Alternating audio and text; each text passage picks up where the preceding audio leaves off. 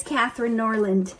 One of you guys responded to me, and Weisha responded on one of my videos, and she was mentioning how sometimes, the whole day goes by and it feels like nothing productive has been done. The day is just total waste. It's just been wasted, and there's like this sadness of being unproductive. And I can totally relate. I had many, many days like that when I finally, figured out what my purpose was and what my goals were and what I wanted to do with my life.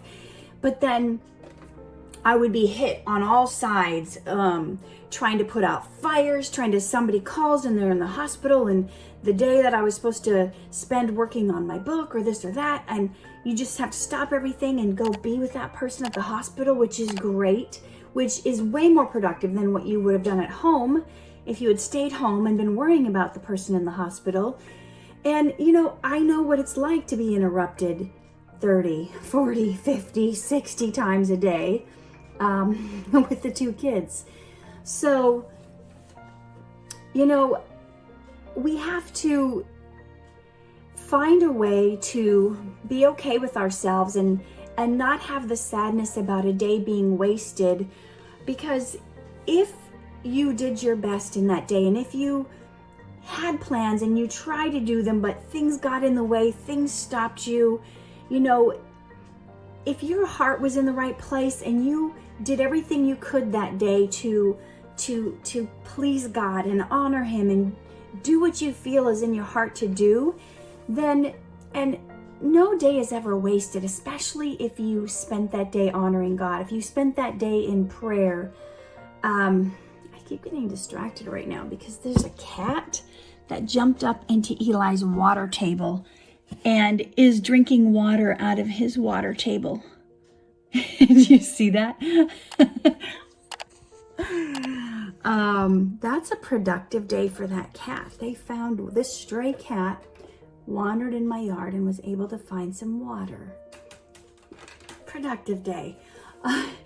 He's not going to die of thirst today. No, but seriously, there are days where I had this list and I'm going to do all this stuff today, and then the babysitter cancels, or, and the kids are running amok, and maybe I don't have money that week to put Eli in daycare, and Timmy's having meltdowns, and he's being upset, the special needs, the OCD, the anxiety, the autism, everything kicks in, and the dishes are piled up, and the husband's like, I'm at work all day. Could you at least do the dishes when I'm gone? So the best laid plans I have of, I'm going to put out this great content today for people who need it. I'm going to write this stuff that's going to change people's lives. Ends up being the kids are running around and screaming and yelling, and Eli's beating up Timothy, and I'm just I'm in the kitchen doing dishes. Apparently dishing. I'm dishing. I'm in the dishing, doing dishes in the kitchen. And all I can do is pray. I'm going, God, I'm kind of not happy about today's situation, but I'm praying about it. Okay, I wanted to do this today. I know this is what I feel like you called me to do. Obviously, if I could, I would. And the key is to really stop yourself and not beat yourself up and not be like, why didn't you do this today? What is your problem? Because, I remember when I was really getting into I wonder if I could write 2 books a year. Whoa, I'm not even writing 1 book a year. And I have ideas for at least 21 more books. I'm like, I could maybe write 2 books a year, even though I've never even done 1 a year. And then I saw this woman on the internet who was writing 8 books a year. And she had 5 kids. And I started beating myself up. What is your problem, Katherine? Look at this woman. She has 5 kids. You only have 2. She's putting out 8 books a year. And I got in this whole thing beating myself up. What is my problem? Why can't you do it? You know what? That doesn't help anyone. That doesn't serve anyone. That is not helpful. The people in the world, your critics, your family and friends are going to beat you up enough. You don't need to beat yourself up. If you know you're doing your best and you're giving it your all, and there's days you can't do stuff, try not to be sad about it, but try to like think and plan. And when the babysitter cancels and you're playing on the floor with your kids, connect with them, spend that time with them. Or when you're in that hospital with your friend, have that time spent with them. You've said your prayer. God, this is, I know this is more important right now. I know spending time with these people and my family, that's what's important right now. Not my project, not my this. And during that time, that's like your tithing. You guys know what tithing is? Tithing is a concept in the Old Testament where you give 10% of every dollar, 10% of your money to further the kingdom of God, to the church, to the place where you get fed spiritually. You donate 10%. Well, think of this as tithing your time. And this was a hard concept for me because I feel like I have so little time.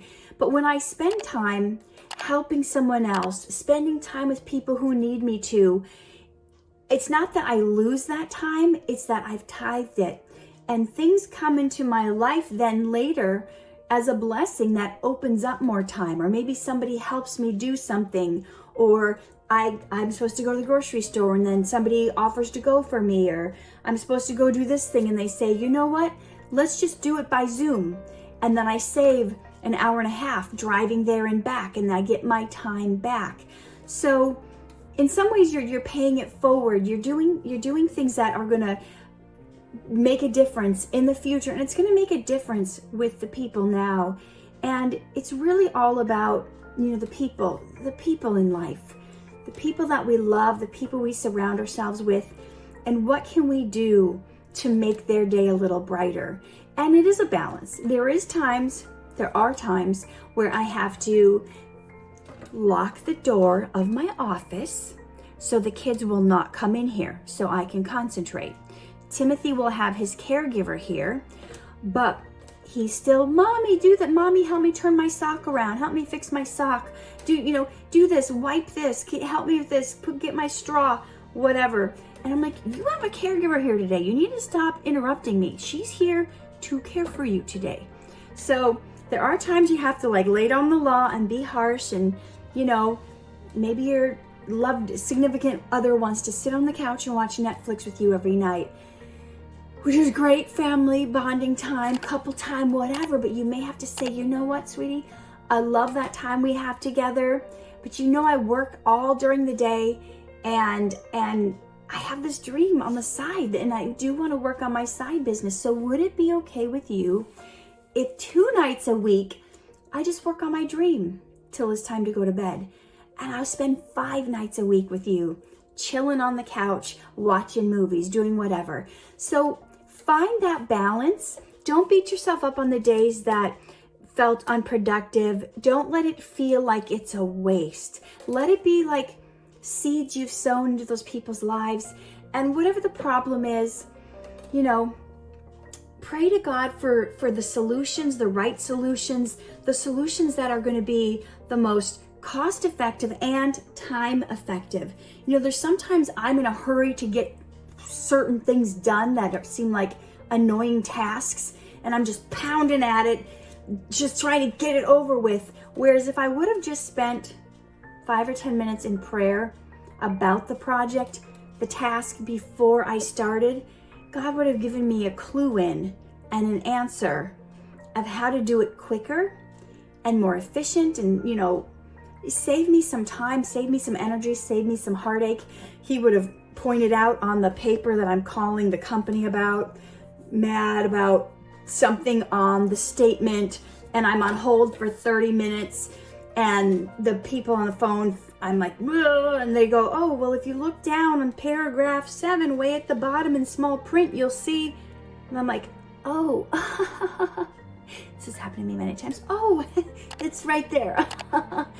Okay, I just wasted 30 minutes on the phone waiting. Whereas if I would have just read the statement thoroughly, not in a hurry to get this next task done and checked off so I can work on my dreams. So I hope that's helpful to you. I hope that you guys got something out of it. You do your best you can in the moment. You spend time with those who need you in the moment. You also set boundaries to do what you need to do when you need to do it. And don't be so quick to get your tasks over with that you don't take the time to stop and pray about how it can be done more effectively, if you even need to do it, or if you need to do it now, or what you can have somebody else do to help you out. So, as always, live true, love hard, shine bright. There's a lot of darkness out there, and they need you guys. If you found this video to be helpful, share it, pass it on. And if you haven't hit like and subscribe on this channel yet, what are you doing? Have a good day.